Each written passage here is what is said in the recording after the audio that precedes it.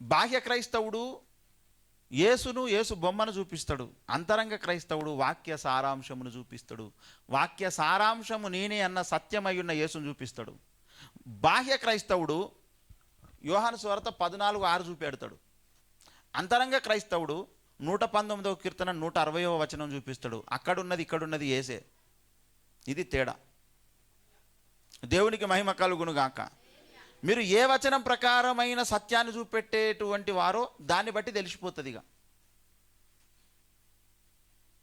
యేసు ప్రభు అంటే కాలు చేతులలో మేకులు పక్కలో బల్లెం పోటు కొట్టబడి చనిపోయి తిరిగి లేచిన వాడు యేసు అని చెప్పేది బాహ్య క్రైస్తవుడు. మనం కూడా చెప్పాలి.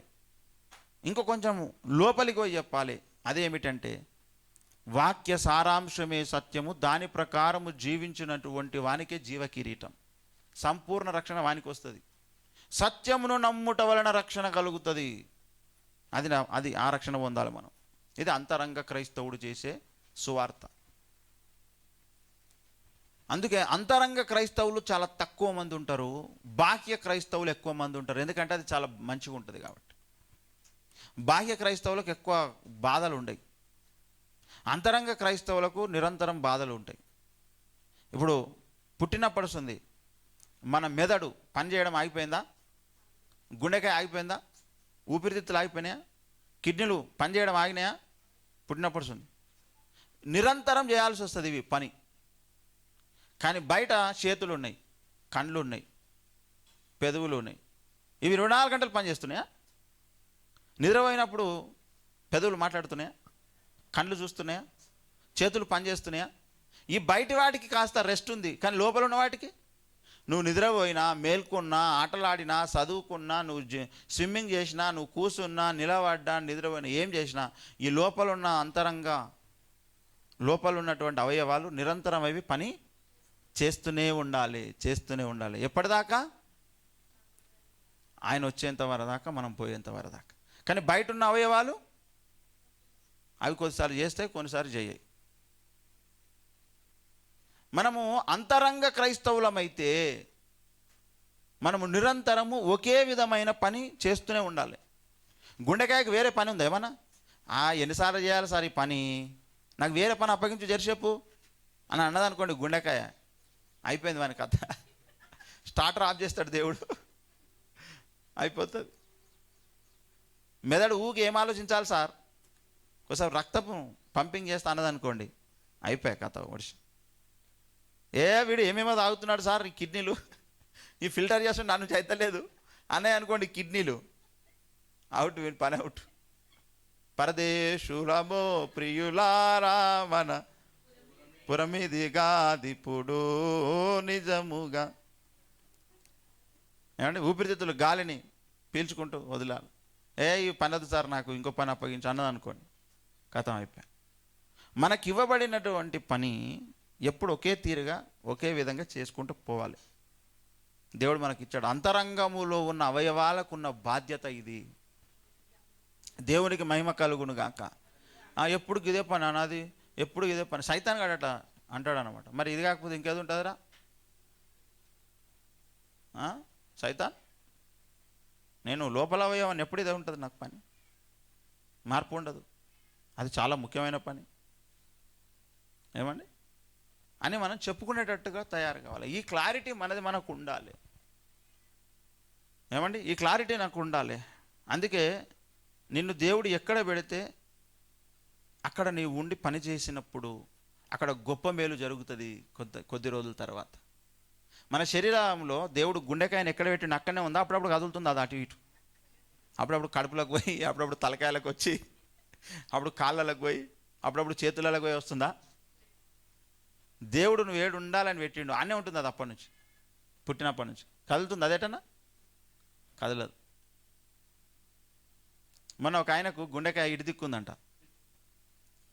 టెస్ట్ చేస్తే ఇటుంది గుండెకాయ. కొందరికి ఉంటాయి కదా, 6 ఏళ్ళు వస్తాయి కొందరికి. అట్లా దేవుడు ఎక్కడైనా పెడతాడు ఎవరినైనా. నిన్ను ఎక్కడ పెట్టాడో అది చూసుకొని ఆ పని నువ్వు రెగ్యులర్గా చేయాలి. అప్పుడప్పుడు చేసినా కదా సార్, మాసు చేసినా, కొన్నిసార్లు రెస్ట్ తీసుకుంటే ఏమవుతుంది? మరి నీ గుండెకాయ కూడా రెస్ట్ తీసుకుంటే ఏమవుతుంది? రెస్ట్ ఇన్ పీస్ అని పెడతారు ఇక మెసేజ్ అందరు.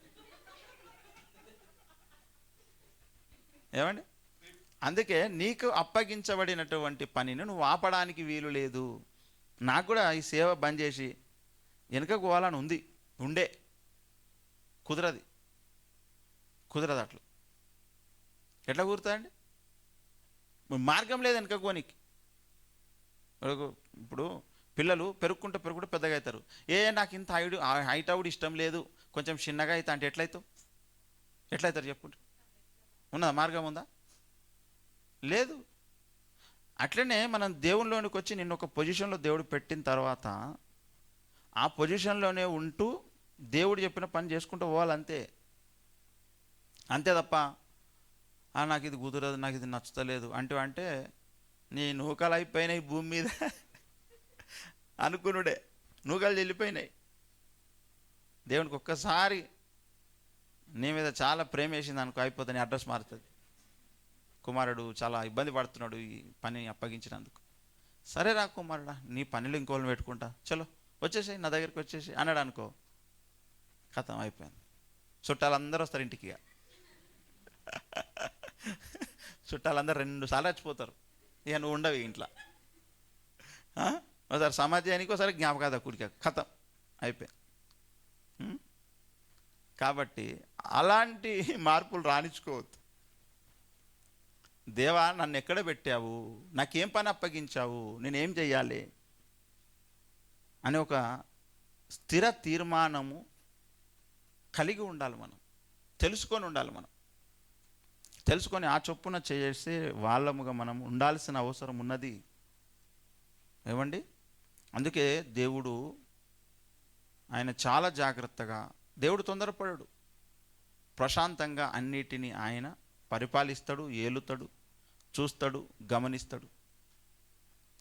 ఎప్పుడైతే దేవుడు పెట్టిన స్థానంలో మనం ఉంటామో బుద్ధిపూర్వకమైన పాపము చెయ్యజాలం మనం. అది సంగతి. బుద్ధిపూర్వకంగా తప్పు చేయం. బుద్ధిపూర్వకంగా నువ్వు తప్పు చేస్తున్నావు అని అంటే నీకు కఠినమైన తీర్పు రాబోతుంది అని అర్థం.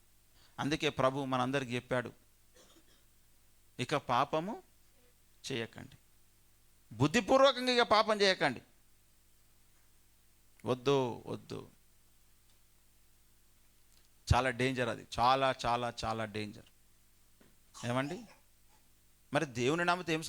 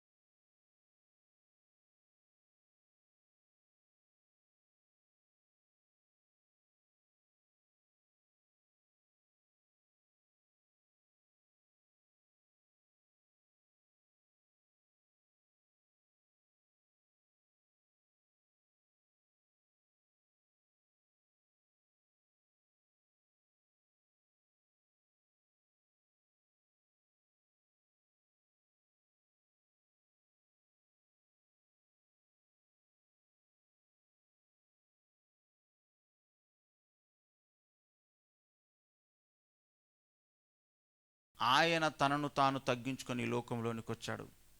ఏమండి, అందుకే ఆయనతోని మనం సమానంలో కాదు, ఆయనతోని సమానంగా ఎవరిని ఎంచలేము. దేవునికి మహిమ కలుగును గాక. హల్లెలూయా. కనుక ఆ దేవుని దగ్గర మనం చాలా జాగ్రత్తగా ఉండాలండి, నమ్మకంగా ఉండాలండి. మన దేశము శపించబడిందండి. అందుకే ఎక్కడేసిన గొంగడు అక్కడే ఉంటుంది. ఇక్కడ ఏ వ్యవహారం బాగుపడదు అంత తొందర. ఎందుకంటే ఇది దేవుని చేత నిషేధించబడిన దేశం. ఇది అందులోనే మన కుటుంబాలు, మన గ్రామాలు, మనం ఉన్నామండి. ఎవడైనా తెలివిమంతుడైతే దీవించబడాలంటే ఇప్పుడు నువ్వు దేశాన్ని నువ్వు మార్చలేవు, కానీ నిన్ను నువ్వు మారాలి, నిన్ను నువ్వు మార్చుకోవాలి, నీ కుటుంబాన్ని మార్చుకోవాలి, నీకు తెలిసిన మార్చుకోవాలి. దేశం ఇట్లా ఉండొద్దు, మారుద్దామంటే ఎవడు మారవనిస్తాడు? నిన్ను మారవనిస్తాడా? మనలను ఎవరు మారవనియరు మనలను. అయితే అప్పుడు మనం ఏం చేయాలి? మనలను మనమన్నా దేవునికి అనుకూలంగా మార్చుకునే ప్రయత్నం చేస్తే దేవుడు నిన్ను వర్ధిల్ల చేసి ప్రపంచంలో నిన్ను ఒక ఆశీర్వాద కారణముగా మారుస్తాడు. అబ్రహామును మార్చినట్టుగా, యోసేపును మార్చినట్టుగా, దావీదును మార్చినట్టుగా మనలను దేవుడు మార్చుతాడు. మార్చే శక్తివంతుడు ఆయన. దేవునికి మహిమ కలుగును గాక. గనుక దేవునికి నమ్మకంగా ఉండండి, దేవుడు చెప్పింది వినండి. దేవుడిని తప్ప ఈ లోకంలో మనం దేన్ని గొప్పదిగా ఎంచొద్దు. ఏమండి, ఆయన చెప్పిన మాట విందాం, ఆయన చెప్పినట్టు చేద్దాం. దాని కొరకు మరొకసారి మనం స్థిర తీర్మానం చేసుకుందాం. అట్టి కృప దేవుడు మనకు అనుగ్రహించును గాక.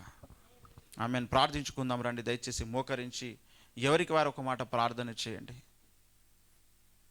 అసమానుండగు ఓ క్రీస్తు, అద్వితీయుండగు దేవా, అల్ఫాయు ఓమేగా, అల్ఫాయు ఓమేగా, నీవే ప్రభువా, నీవే ప్రభువా.